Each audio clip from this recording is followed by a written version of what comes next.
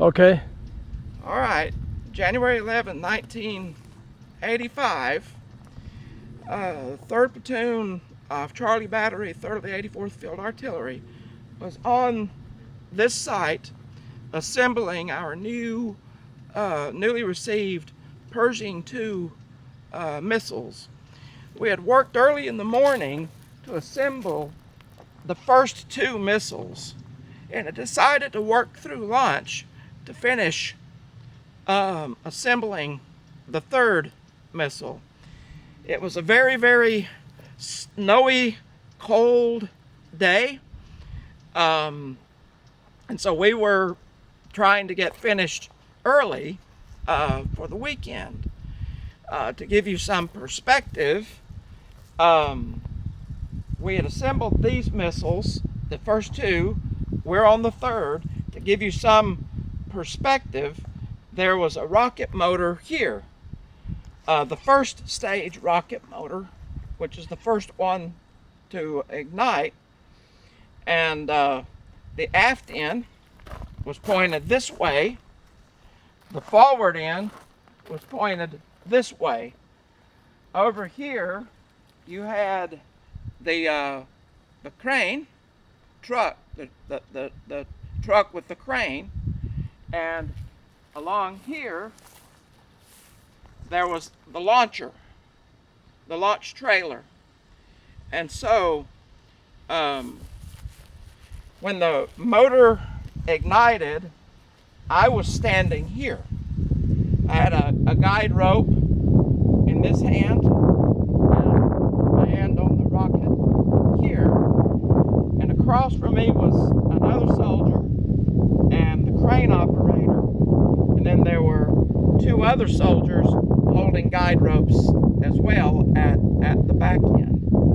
To my immediate right, between the rocket motor forward end and the launcher, was my squad leader, Todd Zephyr. I'm standing here, and back in this area somewhere was Private Darrell Shannon. So when my friend Asa, who was operating the crane, began to lift it, it bowed just a little bit, so we lowered it back to adjust the crane to give it a straighter lift.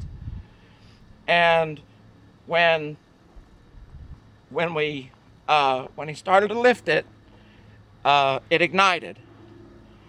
The compression blew me backwards. The container lid was here, so it blew me over the container lid, face down in the snow. I immediately knew that the rocket was burning, though stunned a bit. I heard it burning.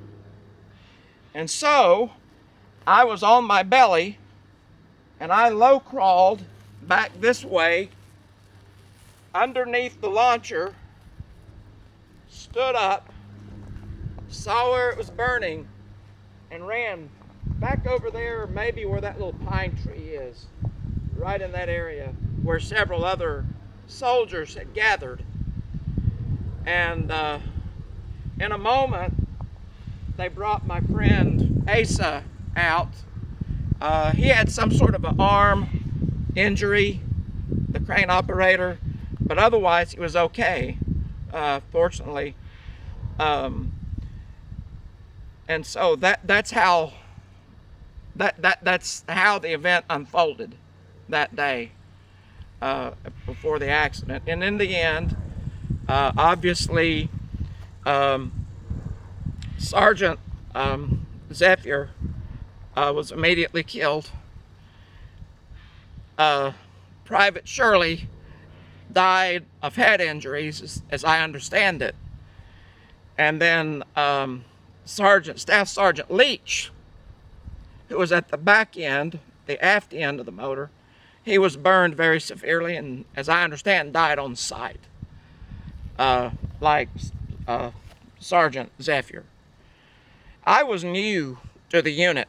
new to Charlie Battery. I'd only been here about 6 weeks, and so I didn't know people quite as well as those who had been here longer. I'd gotten to be good friends with my friend Asa Owens from Oklahoma, and then another friend who was here that day was a medic by the name of Keith Harden, and Keith Harden triaged me up in the building that's just over there. He gave me my IV, and I got on an ambulance and left a German hospital. My injuries were second-degree burns and minor burns on my eyes and soot, but I was not permanently scarred in any way. But thankfully, I am still here today to tell the story and to bring my wife here and to give testament that God really does pluck people out of the fire, because I felt truly pulled out of the fire rather than blown away from the fire that day. So that's my story. Thank you.